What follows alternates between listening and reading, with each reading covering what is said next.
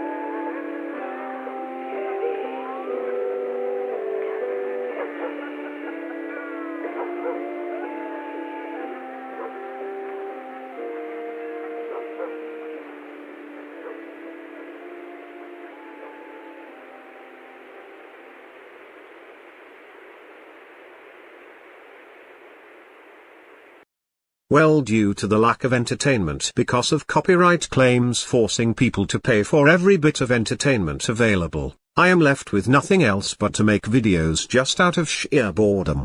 So I cruise the crap they leave for watching without having to pay for it, and I discovered a video by the Grace Network, a channel loosely affiliated to the Christian religion. For once I found myself agreeing with almost everything that was said, for it is the path the Holy Spirit has led me to believe is the right path. Until they got to the part where they say, fear diminishes or targets faith and weakens it.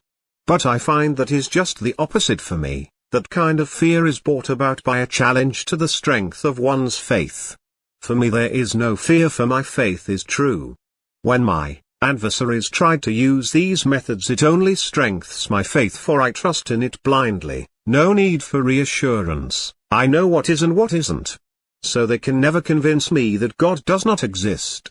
However, at the same time my tribulations cause feelings of resentment, and the desire to bring about or see vengeance upon them settles within me as well. Desires for retribution for the turmoil I had undergone while the dark forces tried to confuse and muddle my mind set within my heart, and this path I have been down before.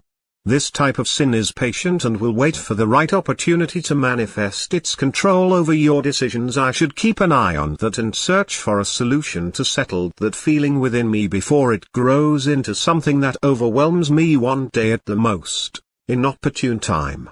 Moving along here. Was Simon Magus a real character?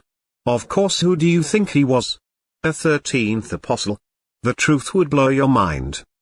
What if I were to say that Simon Magus was just a fictitious persona crested by Satan to mask his presence during the trial and execution of Jesus, because Lucifer was one of two angels that were one of the highest kept secrets of heaven, who were given orders thousands of years before the first prophecy of the coming Messiah was given to Abraham? In the chapters of Enoch and the Old Hebrew Scriptures that detailed a judgment against the fallen angels who were sent to walk the earth until judgment day. Except for two of them, Lucifer and Uriel. They were given the keys of death, life and hell. These keys gave them dominion over life and death until the death of the Lamb upon the altar of sacrifice of sin before the whole world to bear witness.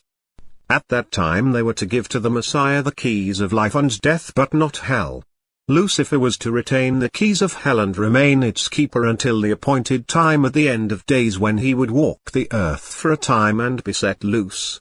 It is the earliest known prophecy of the coming of the Messiah found in the early texts of Enoch, and was canon until the 15th century, when the Pope and Cardinal Bishop at that time had this section removed from the Bible, stating that it had become a focus of satanic worship and supported the evil of demonic dominion over the earth. I think, but don't quote me on that part. I see this as a task that was an early escape plan God had made to save his Son while fulfilling the prophecy of the resurrection that would cleanse man of sin and replace the sacrificial ritual of dividing portions as a tribute to Azazel, to whom all sin was attributed to up until then. Simon Magus was a character designed to mask the true identity of Jesus' rescuers and his path which he walked to return from death to keep his enemies in the dark. For if you'll notice, while Jesus' body slumbered in death, his spirit descended into hell, where Lucifer met with Michael, God and the entire host of heaven's armies, and demanded Jesus be returned to them. This is the good part, because it supports the premise of what I've been saying, that he is not eternal, for while he was in hell it seems that Jesus paved a path, his teachings of redemption, which were the perspectives of the state of mind to live by in your daily life. Apply that to become a way to live and replace the habits of the sinful lifestyle with his teachings respectively, and even those who are damned can find a way to exit the eternal flames. Life and all we experience is littered with lessons, and God never intended for eternal punishment, only that they learn from the error of their ways, for eternal punishment would not be just and true to his nature from what I have seen. This may be the answer to that issue, for upon the third day when he arose from death he came up from out of hell and took with him those who did not deserve to be there. So the fact are, there is sometimes an error in the system of judgment, and that a path for those who do not belong. There is also possible Then there is a way, but unfortunately due to a certain someone trying to shame my name before the Lord like the Hesitans, the knowledge of redemption from damnation has been blocked, as Jesus was misled to believing me to be his enemy, as I said before, to block his enemies from discovering the path which he took to return from death. I am beginning to believe what the possessed woman that harbored the spirit of Jezebel in her had said to me, that my writing affects more people than I know and they believe in me more than I realize, but she could not elaborate because there are eyes upon everything I do. For this aspect I had not yet even finished writing, and the way has already been blocked to completing my task of finding redemption. I will find a way, not just for myself but because others are counting on me to succeed. As far as Simon Magus goes, it is said that Simon Magus tried to buy his way into the position as a 13th apostle and that he was commissioned by the order of Bacchus. That was the devil of that scenario, for it was Bacchus who was at the crucifixion, hidden within the crowd as they threw stones and spit upon him on the way to the hill of Golgotha. Near the end of the last video I uploaded, it tells of what it witnessed. I sometimes have nightmares of that moment. I wake up crying, for I felt his pain.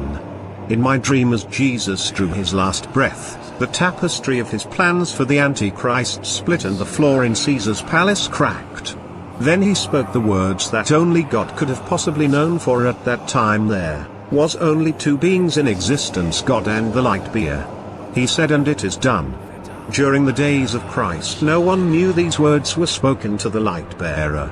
The Bible wasn't written until after his death, and the word of Genesis at that time was the most highly kept secret in all of Scripture.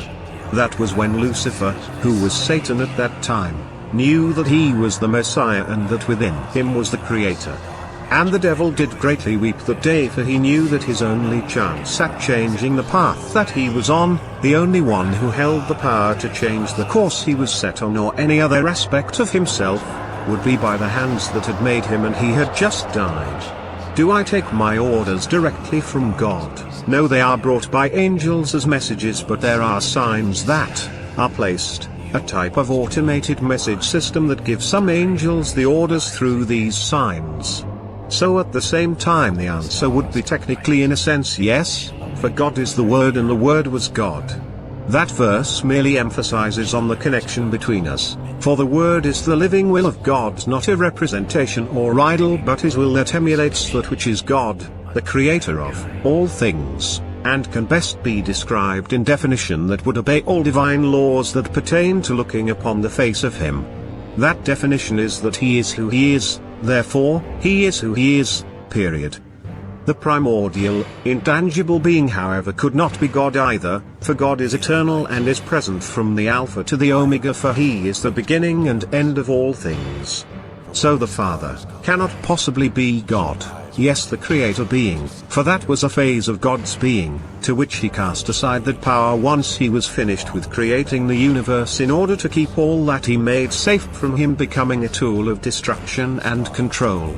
So thus the Father had a beginning and he had an end once that phase of his journey was done, his purpose complete, and thus his death and conclusion fixed. Which most likely is what led to the possibility of Jesus being an aspect of him as well. However, the creator aspect of him I think may just be that, an aspect, or a phase in the total journey of his destiny or purpose. However, unfortunately this leaves me with the evident conclusion that God, the one who made me, designed all that is, truly is as they say in this era. God is dead. That may be what is wrong with the world, the universe even, it's that God and his time as the creator ended with the formation of galaxies. The expansion era would be when he was forming the details of the universe and set the heavens in place and the oceans and the firmament. Once all that was finished, his purpose would have been complete and he would have transitioned elsewhere most likely. But this means that I have no purpose to my power, and all I have strived to work towards becoming was just to become a tool for others. Without God, what am I? A freak of nature, an anomaly of some mathematical imbalance. This here is what I mean by the ends do not justify the means. Everything I am, everything I have worked towards, everyone I've saved, It has all been in preparation for me to be used as a tool, manipulating my emotions by giving and taking from me at the moments that the opportunity was in their best interest. The serenity of my grave, denied for the sake of someone else's early lifestyle, the suffering I and those who were used to bring all this to fruition. What was it all sacrificed for? What have they all suffered in the repercussions that fell on them, for achieving God's will before their own, and commit the many wrongs that have been intentionally done to me so that I would be molded into this morning star character? All for the benefit of who? Not God, because if I'm correct, he's dead. So then who has it all been for? What is the climactic conclusion of this saga I have been forcibly dragged towards, and who the hell is giving orders up there if he is dead? I mean, that does clarify why these things have been done the way they have, and why, as well as shedding some possible clarity to the memories of the fallen. That sadness and regret for what had to be done. Did we kill God? Is that the regret that I sensed for an unavoidable event with a deed that was necessary yet saddening, for we felt we had no other choice in the matter? So many questions, so much confusion, and even less answers from heaven, as usual. But to be honest, really here, God is not dead. I know this, for I have met him, in a way, and he still works through me, as we saw here recently, so he cannot be dead. I thought I would just continue with the perspective to see where it led, and maybe shine some light on my manipulators. This curse upon me for searching for the answers and trying to explain it to others is taxing on my patience. It is getting on my nerves and makes me look like I've got multiple personalities.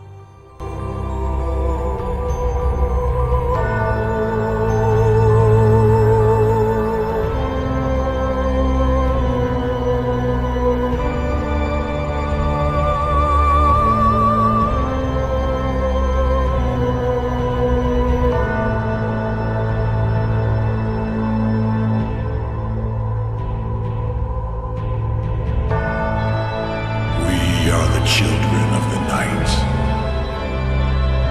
We are the denizens of the dark, cloaked in blackest shadow.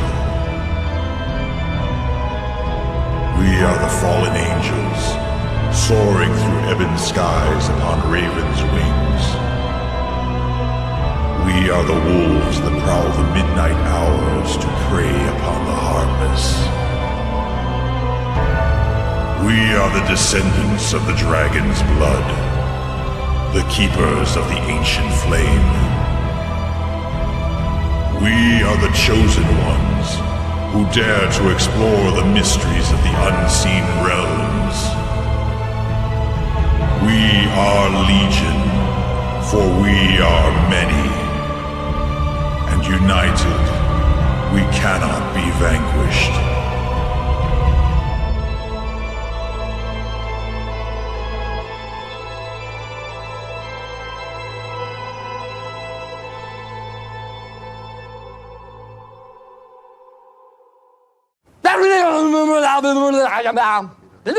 Sampai banyak.